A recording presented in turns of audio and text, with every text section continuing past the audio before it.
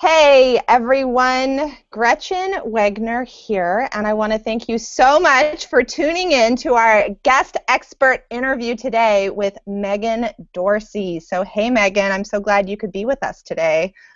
I'm glad to be here too. Thank you, Gretchen. Yeah, Megan and I have actually an exciting announcement that I want to say first, and then I'm going to let Megan kind of tell you a little bit more about her background and why I thought she would be such a great college admissions expert to answer your questions today. But our announcement is that we are starting a podcast together, and we're calling it the College Prep Podcast. It's for parents, teachers, and teens who want better grades with less stress on the path to college.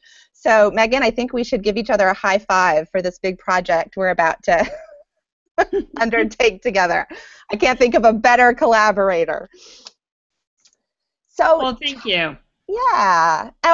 Two things before we actually launch in. Number one, my trusty assistant is not with us today, so I am not able to answer any technical difficulty questions, but the recording should be just fine. And feel free to email me at gretchen.wegner@gmail.com if for some reason you can't see the chat. The second thing is that there is often just a tiny little delay with Google Hangout, so I just wanted to name that, and we'll all be patient through that. Okay, Megan, so tell us a little bit about your background. How did you get to this position of being what I'm calling a nationally recognized college admissions consultant? I've really come at it from two directions, Gretchen. I started as a high school teacher, and at the same time, I was teaching SAT prep classes. I helped pilot some courses for the Houston Independent School District. I wrote the curriculum for the SAT prep program they were teaching at the time. And in doing so, I had a lot of students ask me questions. It wasn't just about the SAT. It was about how do I get into college and what do I need to do and how do I send in my application? And that's when I went through the process of becoming not only a certified school counselor, but I also went through the UCLA program in college admissions consulting. And so I've spent a number of years working in that field and have had a lot of opportunities to get out and speak to others and help people with how to get into the perfect college. I'm currently the college expert for Answers.com. I've sat on a number of expert panels. And the best thing is I get to help students and parents in finding schools, putting together strong applications, and really realizing that dream of going to college.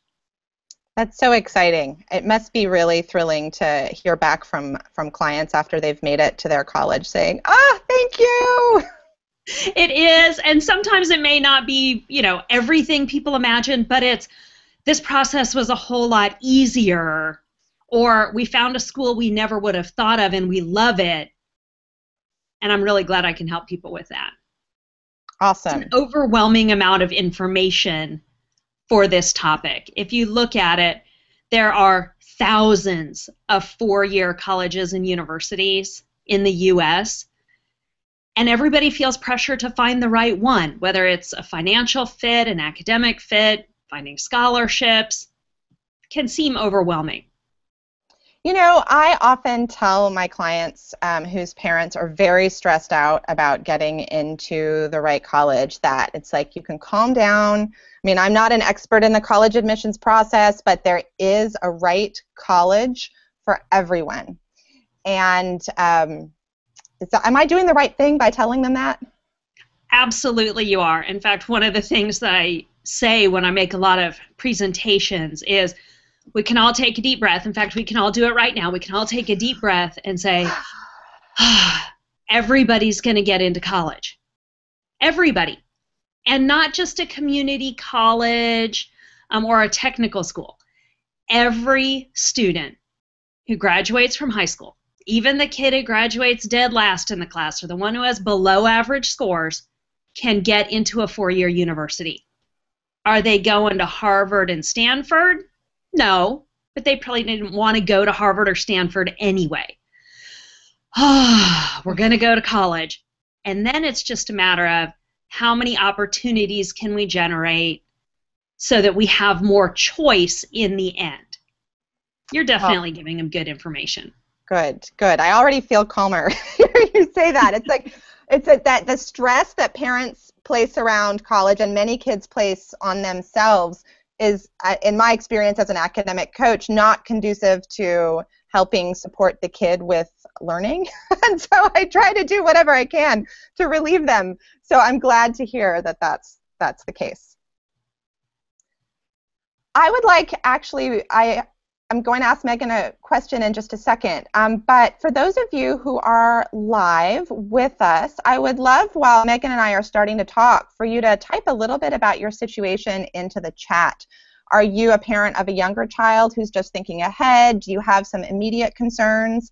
I do have the questions that a few of you emailed in advance, so we'll get to those by the end. But in the meantime, I would just love to be able to see who's here. So go ahead and do that as you are able. And Megan, one of the things I've been dying to ask you, and in our collaboration, I just haven't had time because we've been so busy with the podcast, is I know that you were an essay reader for the College Board. And I wanted to hear just a little bit about that experience. You might want to tell people what College Board is for those who don't know, and what you learned about great essay writing for the SATs that came from that experience. Well, sure. For those who don't know, College Board is the company that brings to us wonderful tests like the SAT, the PSAT. Some students will also know them from the Advanced Placement or AP exams. So they have a lot of exam background, but you'll be very familiar with them when it comes to the SAT. In 2005, they completely overhauled the test. At the time, and this is kind of interesting because they're talking about changing the test again for 2016, they said, we're going to make this new test, this 2005 SAT, which is the one kids are currently taking, more like school. It's going to reflect the curriculum. And in doing so, they added a written essay. When you add a written essay, you now have to have live people to grade them. And it was very interesting because I wasn't in business for myself at the time. I was working for the Houston Independent School District as a college counselor and teaching some SAT classes. And I thought, what a great way to really truly see what they want in these essays and how they're grading them. And so I applied for the job, did a lot of training. You have to do about 40 hours of training to qualify as an SAT essay reader. This is not a wet finger in the air evaluation of a kid's essay. It's serious rubric style grading, which is for any student or parent who's familiar with AP exams. Hopefully you've seen some of those rubrics. And then in order to grade, students write their essays, handwritten. You've got about two pages, 25 minutes to write on this topic. All of those essays are electronically scanned in. And so as a reader, I would go in about 10 days after the test was given. They had scanned all of those essays into their system. I would have to log in by taking a pre-test to make sure I'm on grading those pre-selected essays. And then I'd sit in front of my computer for hours on end reading student essays. Essentially, you're giving it a score from a 1 to a 6.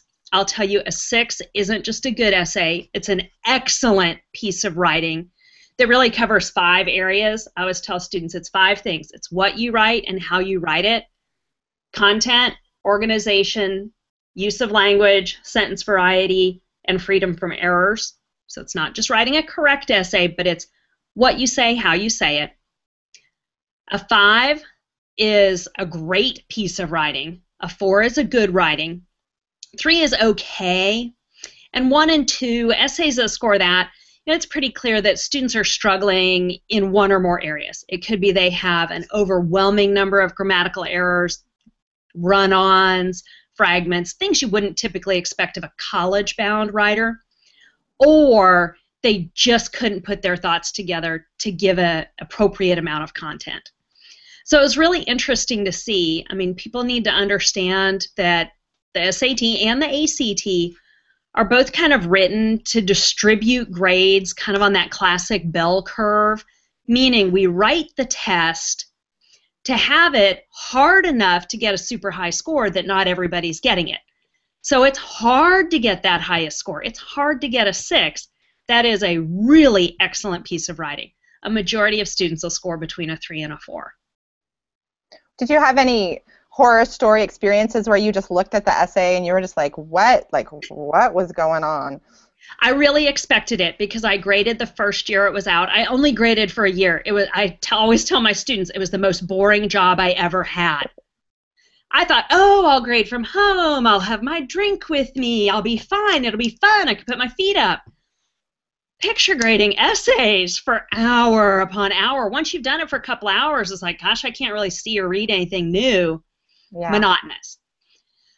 I expected at that time to see some squirrely answers because colleges weren't really using the new writing section, and some colleges still don't. I mean, to this day, almost 10 years later, there are some colleges that say we really only want your SAT reading and math. We don't care about your writing. But at that point, nobody was using writing. I expected a few smart alecky answers or people drawing pictures or just goofing off. But all students really took an honest approach in trying to answer the best they could. Good for them. That's a good story. I'm glad to hear that. Is there one, based on that experience and your work now, is there one tip that you would give for students around how to prepare for the essay portion of these tests?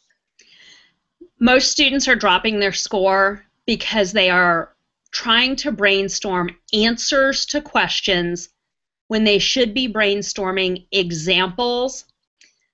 And a typical question, in fact, one I was working with students on this week, asks, could knowledge also be a burden rather than a benefit?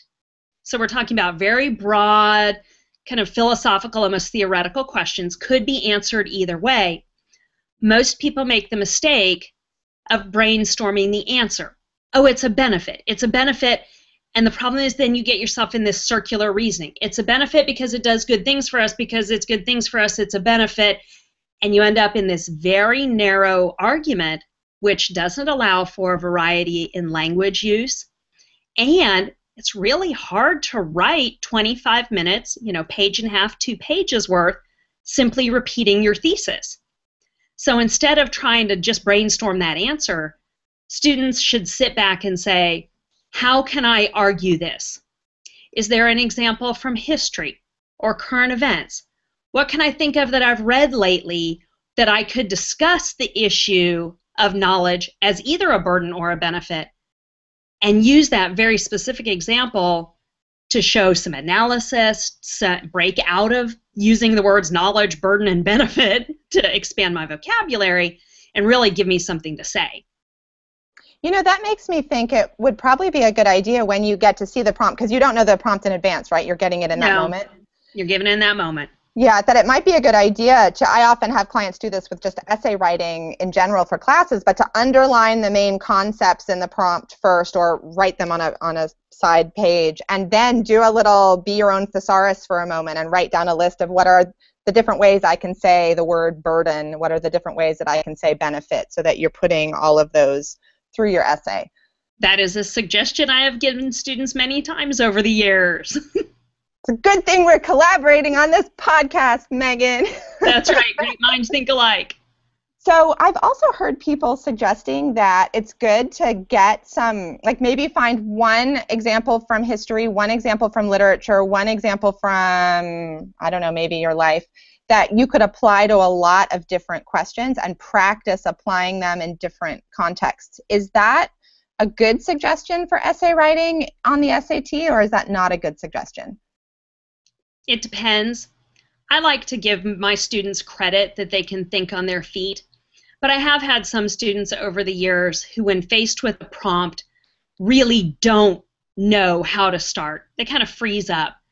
For those students, it might be a good idea to generate a list of maybe 10 topics that they know well and they feel comfortable with, and to practice applying those to different answers. Okay. I had a student once tell me a number of years ago, every SAT essay question he'd ever seen could be answered with the example of Hitler. And I started thinking, oh my goodness, well this one could, and this one could, and this one could. But then in March 2012, they asked about reality TV. Well, if you went in thinking you were going to answer with Hitler, well, that really stumped a lot of people. And people were angry about it. But what I would say is be ready to think on your feet. But if that's really your stumbling block when it comes to writing the essay for the SAT, yes, generate a list, but don't limit yourself to 3. I would say practice with 5 or 10 examples that you feel comfortable discussing. But I wouldn't pre-write a little paragraph in my mind because I want to be able to adapt to the question at hand. Great. That's wonderful advice. And I want to take a quick moment because I'm looking at the chat to kind of let you know some of the people who are with us today. We have Paul, actually, who's an incoming high school senior, and he is an above average student. He says he has a 3.6 GPA. He's narrowed his college list down to 8, so he's definitely on his application path, but he was expecting to receive around an 1850 on his first SAT without studying, and he received a much lower score, and so now he's trying to figure out, what do I do to raise my score around 1,000 points. So that might be a great segue into talking about, we've been talking about the essay so far, but your recommendations around other study tips for the SAT. Well, I really hope Paul means 100 points, because I think 1,000 points might be too much. What I tell students, unreasonable.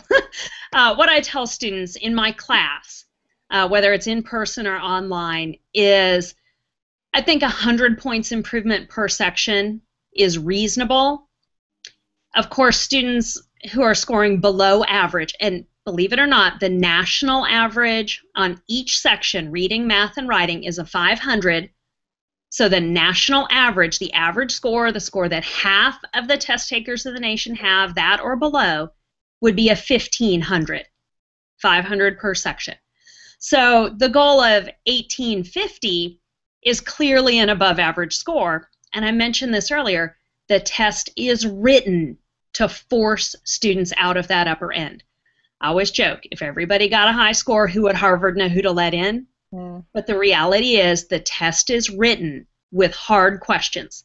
Questions they know fewer than 5% of the test-taking public can get right, especially under timed conditions.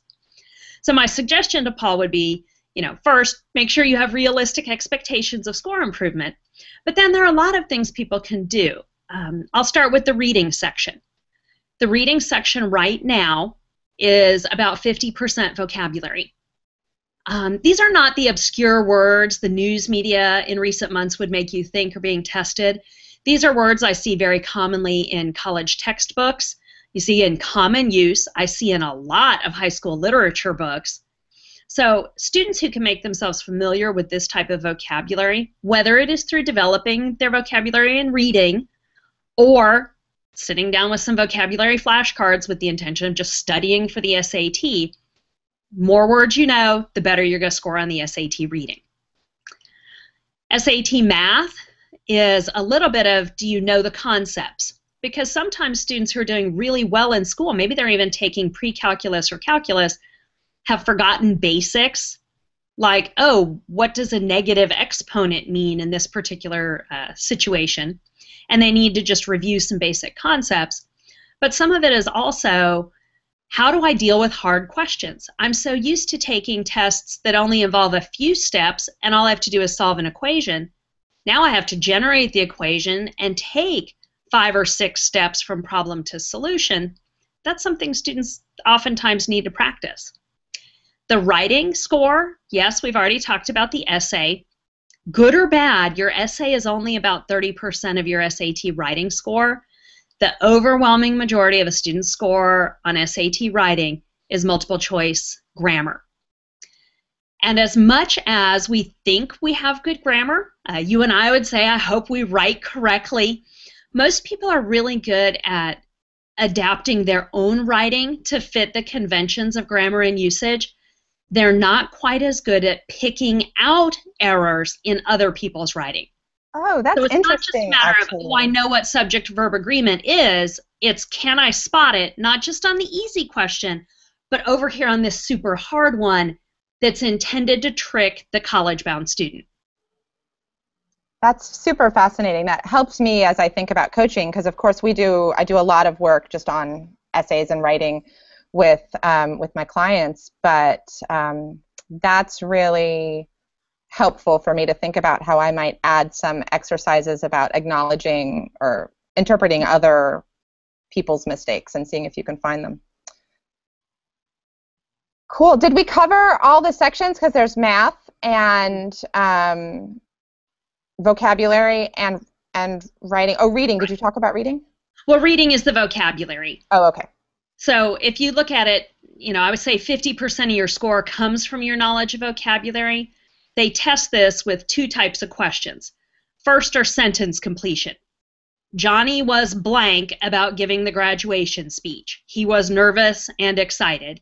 And then you've got 5 answer choices here, all vocab words. You've got to fill in the blank. The other part, kind of 2/3 of the questions, come from reading passages. So we might call it reading comprehension, but it's really not as simple as reading comprehension makes it sound. A lot of students say, but I've always done so well on reading passage tests in the past. You've got to understand, again, we can't have everybody getting a high score. Who would Harvard know who to let in?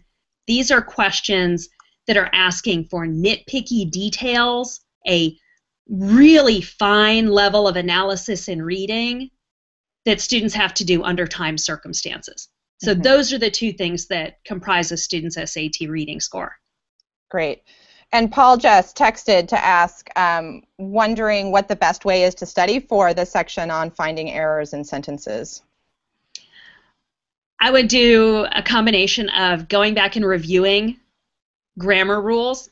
I would tell you, you do not need to sit down and read an entire grammar book. But there are about 10 very commonly tested errors on the SAT, familiarizing oneself with those.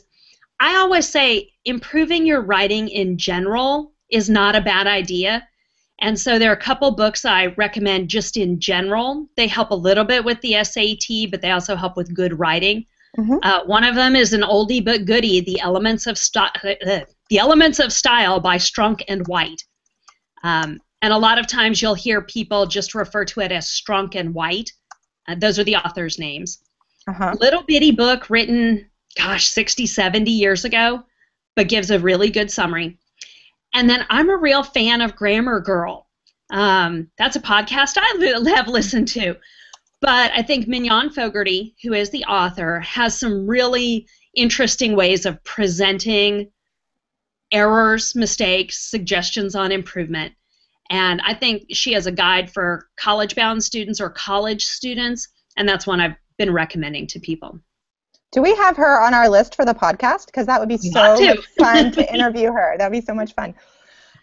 So you have not mentioned, which is interesting to me, you have not mentioned those mega thick books that I carried around and studied through. Like, should Paul be doing the grammar section of that, or is that not as good way to hone in on? You mean this one? Yes. Yes. This is the Big Blue Book. It is the official guide by College Board. Anybody who's going to be taking a class or doing any practice work needs to use this book. It's the book I use in my class. If you did my online program, I'd tell you go get a copy of this book. The reason is so much of the SAT is detail-oriented. You want to practice with the real deal. I've been helping students prepare for the SAT for 20 years. I can write a pretty good look-alike question. You don't want my close call. You want the real deal. So that's the book to practice from. Or any other past tests or practice materials straight from College Board. And a lot of students can start. There's a free online test on the College Board website. Instead of printing all 50, 60 pages of it, I suggest you pick up the copy in your high school counseling office. The guidance counselor's office should have a copy of that free practice test for students. That's a great idea. I am noticing, I'm actually just going to read this out loud because I haven't read it yet, but we just had Sonia pipe in saying that she's a rising senior and she's taken the SAT twice, and her critical reading score has never been above 700, but the passage-based questions are the ones that give her trouble. So what are your recommendations for that section? Well, congratulations if she's between 650 and 700. The problem on that very upper end, whether it's reading, math, or writing, is let's say she's at a 680. We are probably talking about 10 to 12 questions between her and a perfect score in reading on the SAT. And so we're looking at couple questions per section. And then it depends. Is she missing them because she's always finishing in plenty of time and she's just rushing too much that she's missing a little detail? Obviously not on the easy and medium questions, but on the hard ones. Is she not getting a chance to finish the last couple questions? Is it that she's always picking that second best answer? If you're saying, what's my best hint on reading? One thing I teach students, I call it process of elimination, POE for short. Stop looking for what sounds like the right answer on reading passages and start looking for what's wrong. It's elimination, not choosing what sounds right. And here's my analogy. Each SAT answer choice that isn't getting the point, each wrong answer has some flaw. It may be small, and maybe she's picking the second best answer. The second best answer typically is 90% perfect, and there's a little tiny thing. It could be one word that's off. It's not horribly wrong, it's just off. You can't quite prove it from the passage. I call that little off piece the hook. That's the hook that's going through that wrong answer, that when you chomp down on it, you're now the fish that's being pulled into the boat. Stop looking for the bait that's hanging on that hook, the 90% that sounds perfect, and switch your eyes to looking for the flaws in answer choices. And that means you're starting to look for the hooks, not for the sounds good piece of bait. I know that's a kind of silly analogy, but if you think about it, a lot of us have been trained to just go with what sounds good. Oh, it looks good. And that works, except on those harder questions. And so that may be a strategy she can use to get a couple more questions, one or two more questions over the whole test, maybe even one more question per section might be the difference to put her into the 700s in her reading. Great. Feel free, Sonia, if you have an additional follow-up, feel free to put it into the chat. As I said earlier, there's a little bit of delay, so sometimes I don't see them right away. But thank you, Megan. That's so interesting. I think of my clients who spend so much time when they're just doing regular homework assignments. You learn how to look at the question and then scan in your textbook to see if you find the right answer and then pick the right answer and move on. And so they're not really reading the full reading, whatever it is. But I'm also hearing that one thing that they're training themselves to do there is bad for the SAT, because you're honing not on the whole context, but on just what's right. And we're needing for this test to look at what's wrong. Exactly. And part of it is you have to think, how can I write a test with what we would call reading comprehension questions that is going to fool intelligent college-bound juniors and seniors? That's something most of us assume people can do, and so they're really getting nitpicky, both in the details they ask about, and, I hate to say it, almost in the way they're intentionally leading some students into the wrong answers.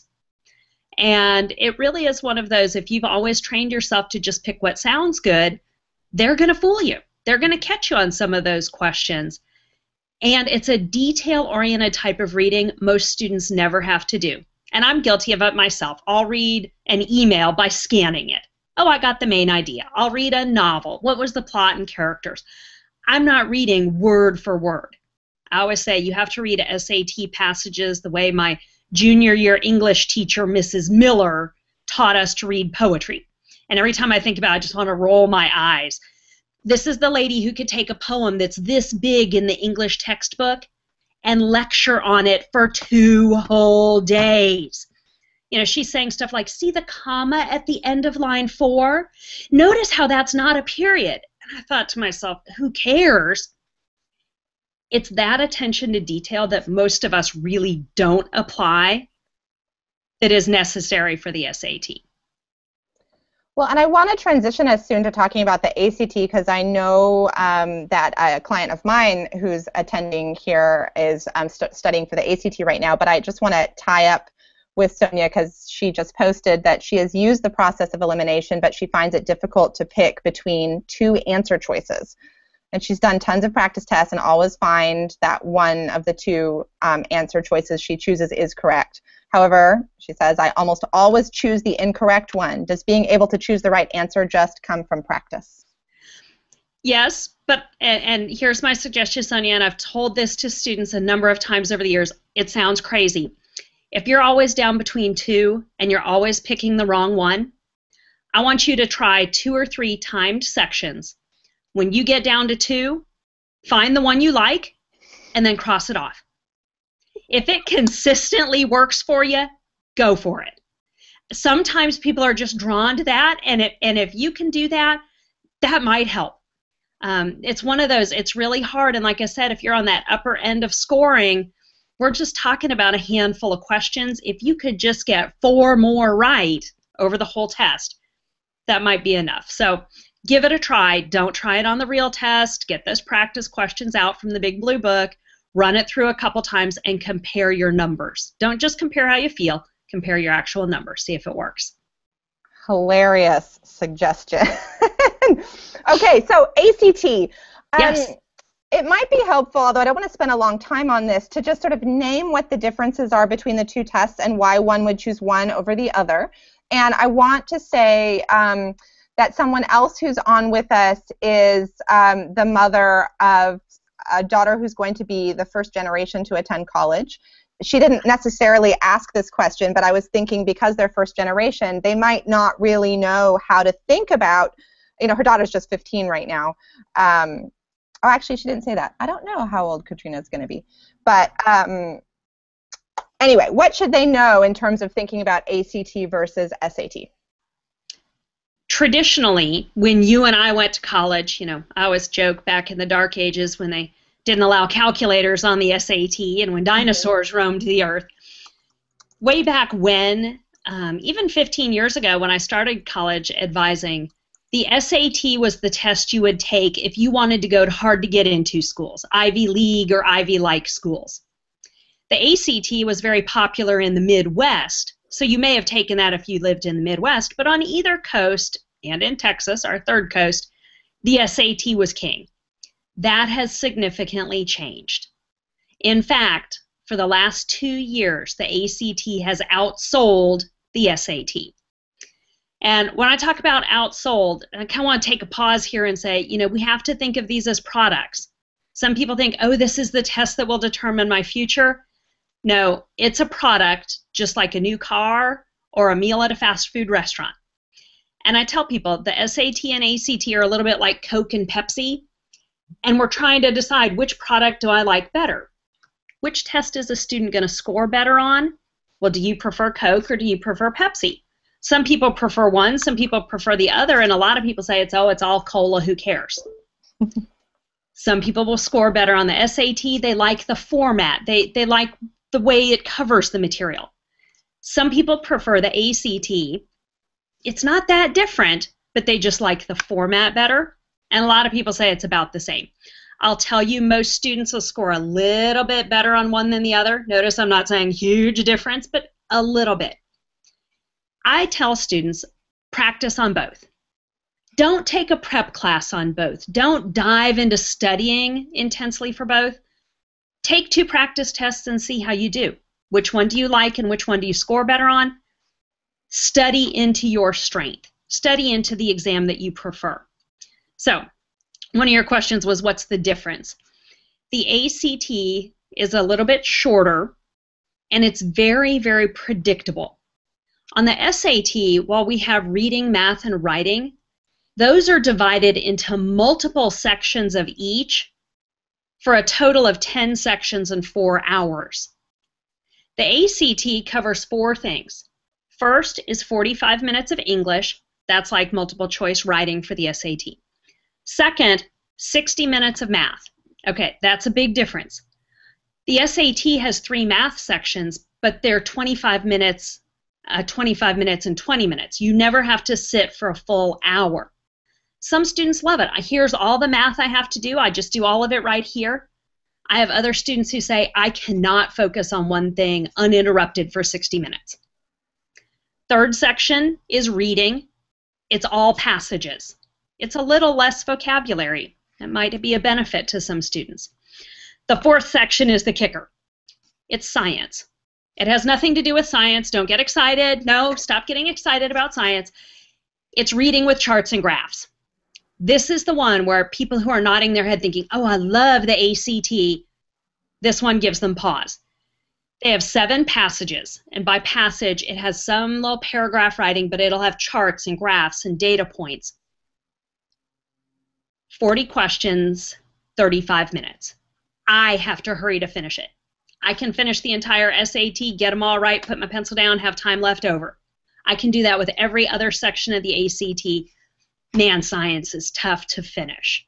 So you have really got to hustle, and you've got to be quick in your analysis of data and reading.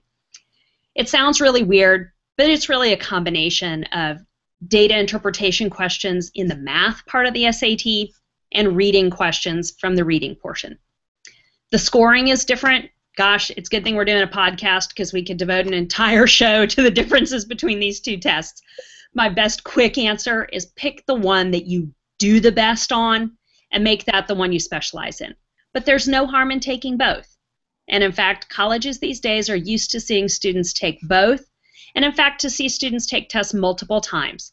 Colleges are always going to accept a student's highest score according to the methodology they've determined, whether that's an ACT or an SAT. So related to what you were just saying, Sonia asked that she noticed that many schools allow you to submit either the ACT or the SAT. So if her score is around the same, is it beneficial to submit both? You know, unless she has a reason to withhold one, go ahead and submit both. This gets into a slightly more advanced topic, but some schools, particularly the hard to get into type schools, I call them Ivy League and Ivy-like, are often asking, in addition to a regular SAT or ACT, that students submit SAT subject tests. Those are 50-minute exams on particular subjects. What I've found recently is a lot of schools will ask for the SAT plus the subject tests or the ACT. So your one ACT exam can take the place of 2 days, 2 Saturdays worth of SAT testing. Might be a benefit to having that as well. Interesting. It's so different than it was when I was going through all of this. I would say to Yvonne that even those of us who are not first generation, the landscape is so different that there's so much for us all to be relearning about this. I've been really in this for 10, 15 years on the college admissions side. I will tell you things have completely changed.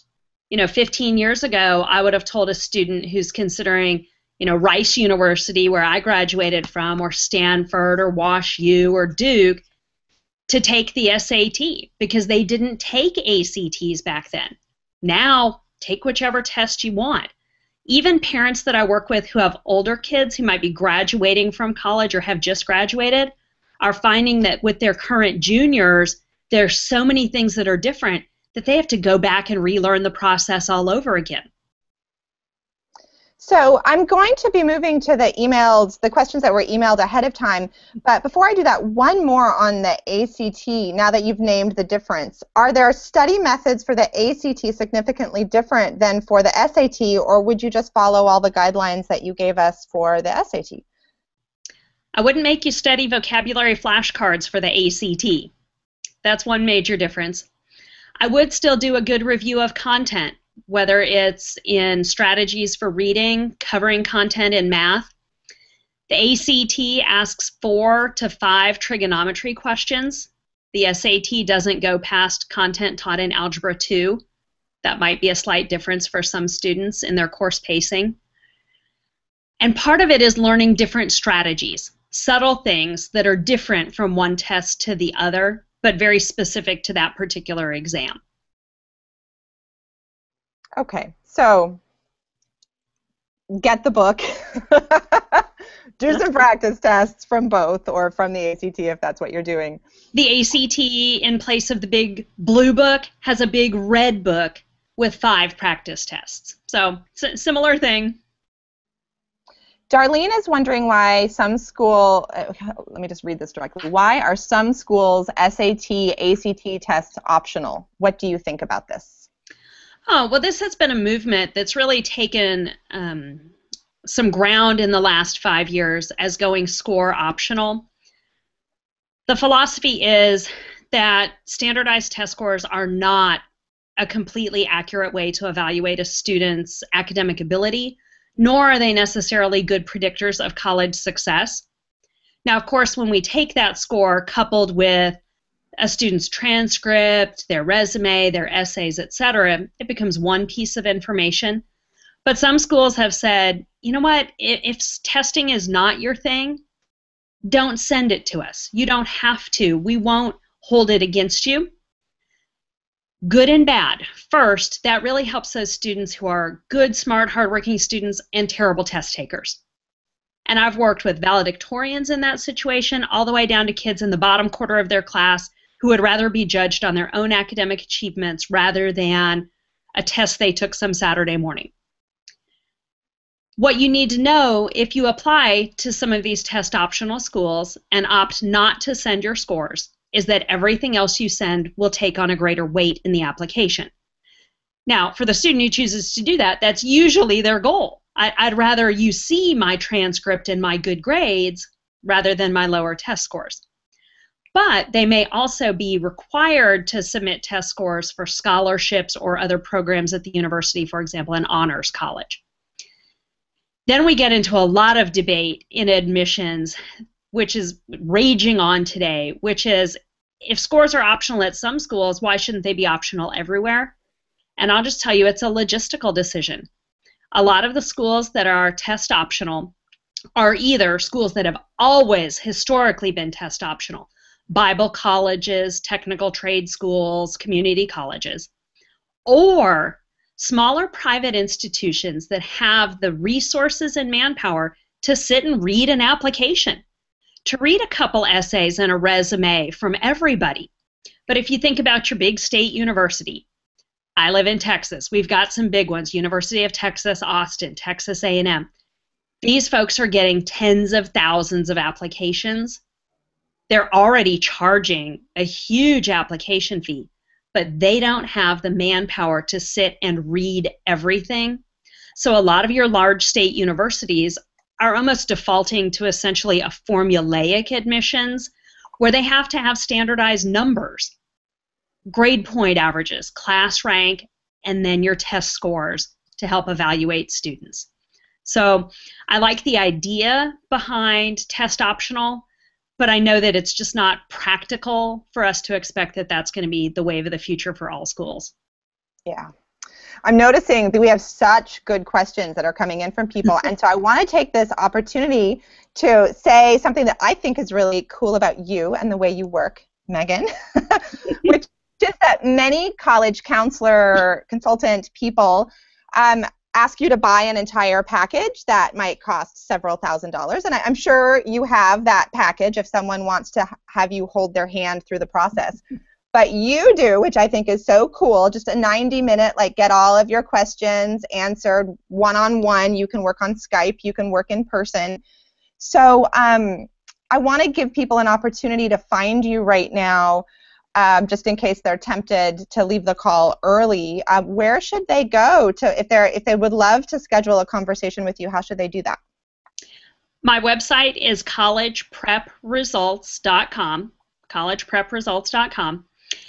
I have in the header of my website an opportunity for people to get some really good free information covering things like standardized test scores, applications, etc. If you put in your name and email, every day for 2 weeks I will send you out an email with kind of a 5-minute summary of that.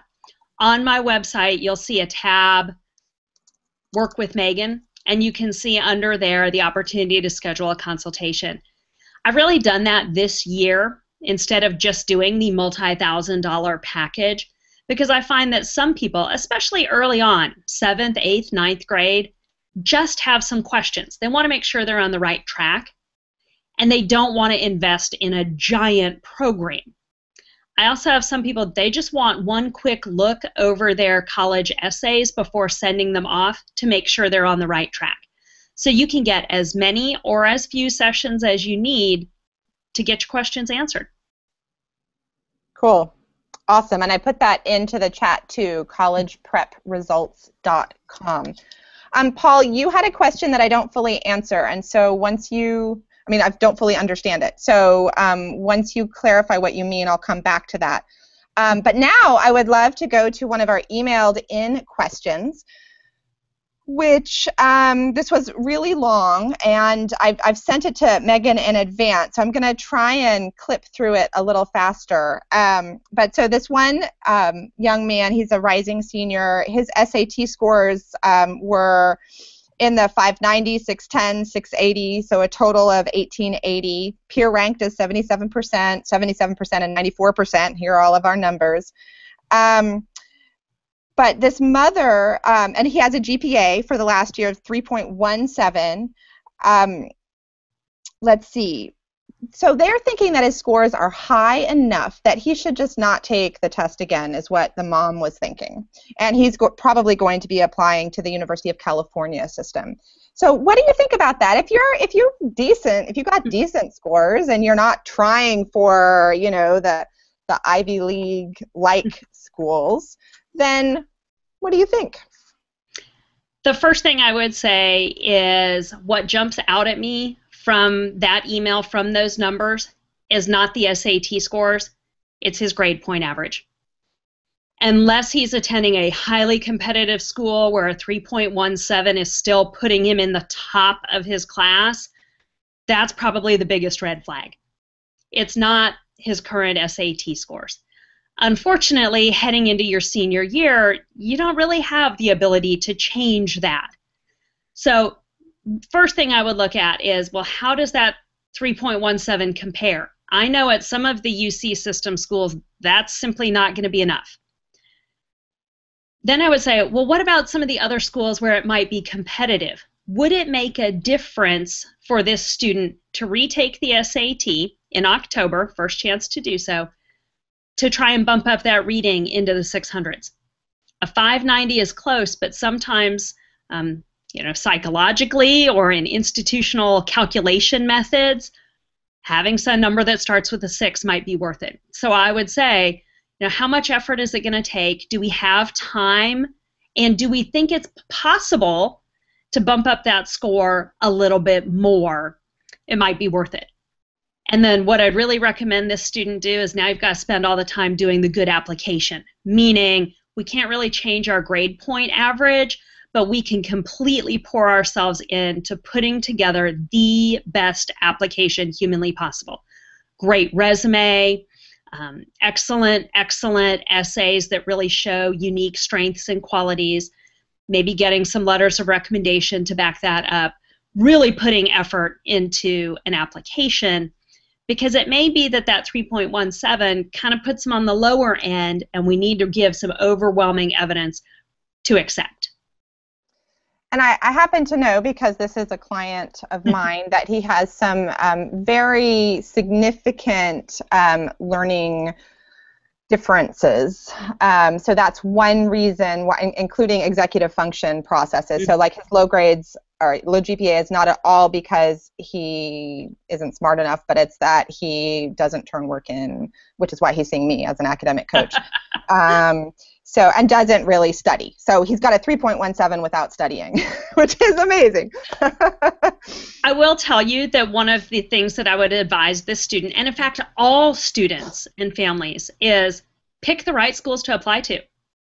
This is not the kid to apply to UCLA. That would be a very disappointing situation. You've got to really look and say, is this the right school for me? Now I'm going to tell you, I'm in Texas. I am not familiar backwards and forwards with each of the UCs. There may be some UCs that are really appropriate, but we may also start looking into the Cal State system. So be judicious in the schools you pick. So pick some schools where we know not only can we get in, but we're really setting the student up for an environment of success. I know a lot of times people say, well, I just want to get in. No, we want to be able to stay in. We want to be able to thrive in that environment, and we want to be able to get out with a degree. Well, isn't there some crazy number that there are more, like some dropout of college statistic or something that's kind of staggering? Do you know what that is off the top of your head? No, because there are tons of them. But basically what it says is there are a lot of people who are entering college and never finishing. And there are a lot of people who are entering college and racking up a lot of debt and never obtaining a degree. Any school you look at, they'll give you their 6-year graduation rate. That's a little scary to me as a parent because I'm not really thinking of writing a check for 6 years. When I was in school, my dad told us we were on the 4-year plan. You get 4 years and then you're cut off. So we had a plan to graduate on time, my sister and I did. But colleges are measuring graduation rates in 6 years.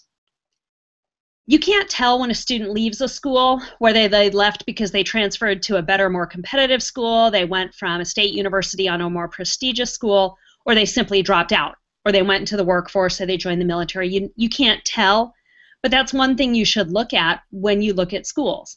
And then find out, where are your students going? Are people leaving because they're drowning in debt and they have to find an alternative?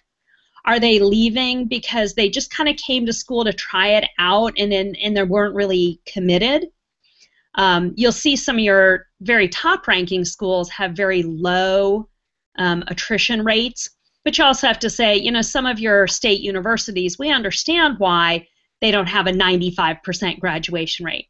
They're not always serving the same purpose as Harvard. So I just looked at the time. Oh my goodness, we're getting such juicy questions rolling in. So we're going to do lightning round right now. Are you ready? Yes. Fast answers. Lightning round. So another emailed in question was, what kind of an SAT score do you need for the state university system? And this is California. So I don't know if you know the answer to that question, but it also might be a good one for most states, like the state versus the... It depends. It depends. That's the answer, unfortunately, to so many questions about college admission. What I can say is go to the university website. If you want a general website, you could simply go to collegeboard.com, where we're going for our SAT. And schools publish the middle 50%. It looks like 25% to 75%. These are the scores for the middle half of students who are accepted. And you will see that some state universities have moderate numbers and others have numbers that look very high, like some of those prestigious private schools. Great. Erin would like to know about the PSAT. If my daughter is leaning toward the ACT, should she still take the PSAT? Absolutely. Junior year, the PSAT is the only way to earn National Merit Scholarships. You will see PSAT/NMSQT on all the literature. That is the National Merit Scholarship Qualifying Test. It's so important that a lot of schools here in Texas have started having all 10th graders take it simply for practice to try to identify their high-scoring students. Junior year, it's given only once in October, is your only chance to meet that qualification. Whether you go on to take the SAT or ACT your junior year, you still need the PSAT if you are attempting to qualify for that scholarship. Great. That's very clear. I remember that, and I remember that being very helpful for me too. That's one thing that has not changed. How many opportunities can a student take the ACT or the SAT test? And I think, and I would double that up by saying, how many times should they? So can they and should they? SAT is given 7 times a year. ACT is given 6 times a year. You can show up and take it as often as you want to pay for it and sacrifice a Saturday morning. Should you take? Probably 2, maybe 3 times on your best test, maybe once or twice on your secondary test. If you're going to go in for that 3rd or 4th attempt, you really have to have done something to change things. You really have implementing a new strategy, you've taken a class, you've gotten a tutor, something like that. Would you recommend that a group of like 3 families, let's say, get together and sort of proctor a test for themselves so that they don't have to pay for it, but they're getting practice in a sustained period of time? It would be great if a group could do it together. You might even be able to use a study room at the public library, but it doesn't even have to be that fancy. You can set the timer and give your kid the test at your kitchen table using the timer on your microwave oven. All right, lightning round. Very well answered. Okay, Darlene says, and I love this question, how should parents talk to their teens about testing? How does a parent get a teen to move on from disappointment if they didn't get the test score they wanted and encourage them to focus on the rest of their application? It's a good rule about how do we take disappointment in any other area. How did we lose the soccer game when we were 9 years old? How did we deal with not getting the award at the end of the year in 7th grade? A lot of it is just talking. And some of it is just being realistic and honest and saying, honey, you've done your best. You've taken it 2 or 3 times. We could spend a lot of time or effort or money if we had all of these things to take it again. But I think we're kind of reaching your potential. It's kind of like I can make myself sit up tall, but I'm really never going to grow much taller than I currently am. Some of us have a testing potential, and although I want to be model tall and maybe thin, I'm just not going to get there. I've got to recognize my own limitations, and we've got to help our kids do the same thing. I feel like that's so much of what I do as an academic coach is helping both parents and teenagers really come to love themselves as learners, no matter what that learning profile looks like, and then make inspired and inspiring, but also realistic choices and kind of learn to find the balance there without placing pressure, too much pressure on themselves or their kids. Hard trick, though. It's never easy. Yeah. Now, Paul said he wants to know how he can tell if he's in the top 20% of his class for college admissions. That depends on where he attends school. A number of schools, high schools, have stopped ranking students. In my area, rank is actually very important because in Texas, the state universities automatically admit students in the top 10%, except for UT Austin, which is getting harder to get into. They're taking only the top 7%. So most public high schools will rank. Most private schools will not. And part of that is it's very competitive, and they're just choosing not to. And so I will say, you know, he might be able to talk to his peers to compare. He might get a feel for whether he's in the upper portion of his class. But if he's got a school that doesn't rank and he's got a tight-lipped group of friends, he may not be able to adequately determine it. And colleges understand that. He does go to a very high-performing public school that's in my area in California. So I'm guessing that he could go talk to his counselor to find out more about that. Allison is just really appreciating you saying that you should think about an environment in which you can succeed, not the hardest school you can get into. I think that's also really helpful for the expectations and disappointment piece we were talking about earlier. And okay, and this is the last question I have so far, is from Allison. Can you submit section scores from different tests? So for example, reading from one SAT and writing from another. SAT a number of years introduced the option of score choice, which allowed you to send different test date results. The problem is most universities are asking students to submit all results. So before you try to use the score choice function, I would absolutely check with the different universities on your list and see what they're requiring. I will tell you, I had a couple people submit some questions for me. Mm-hmm. And one of them was, I want to make my son start writing his college application essays now. Can we do that? And she said, I don't want to do it and then have them change the questions by September. So you're not talking about the essay for the SAT right now. You're talking about the ones that go to the colleges. College admissions essays. And what I would say is if you are between your junior and senior year, right now is the absolute best time to start writing your college admissions essays. the one you get all summer to work on. The common application questions are going to be staying the same. I know in the state of Texas, we have a common application for the state universities, the Apply Texas questions. Those are the same. And here's a great hint. Admissions essays are general in nature. And essentially, I know they ask different details, but they all want to know the same thing. Tell us a little bit about yourself.